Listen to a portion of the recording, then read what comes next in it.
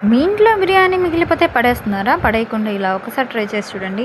వీటిని చూసి చికెన్ పకోడా అనుకున్నారా? కాదండి బాబు. నా దగ్గర నిన్న నైట్ మిగిలిపోయిన అన్నం ఉంది బిర్యానీ. దీన్ని వేస్ట్‌గా పడేయడం ఎందుకని వడియాలైతే పెట్టేశాను. ఏముంది, నైట్ మిగిలిపోయిన అన్నాన్ని మిక్సీ జార్‌లో తీసుకొని కొంచెం వేడి నీళ్ళు వేసుకొని మిక్సీ అయితే పట్టేసుకోవాలి. వేడి నీళ్ళు వేసామనుకోండి వడియాలు పాడవకుండా ఎక్కువ రోజులు వస్తాయి. అదే చన్నీళ్ళు కనుక వేసేస్తే తొందరగా పాడైపోతాయి. అన్ని రోజులు స్టోర్ వేసేసిన తర్వాత ఈ కన్సిస్టెన్సీలోకి రావాలి. అంటే మనం వడియాలు పెట్టడానికి వీలుగా ఉండాలన్నమాట. ఇంకేముంది, కొంచెం కొంచెంగా తీసుకొని వడియాలు అయితే పెట్టేసుకోవాలి. 2 రోజుల పాటు ఎండలో బాగా ఎండబెట్టారనుకోండి వడియాలు అయితే రెడీ అయిపోతాయి. ఎప్పుడైనా మన ఇంట్లో బిర్యానీ మిగిలిపోయినప్పుడు దాన్ని పడేయకుండా ఇలా ఒకసారి ట్రై చేయండి. టేస్ట్ మాత్రం సూపర్గా ఉంటుంది.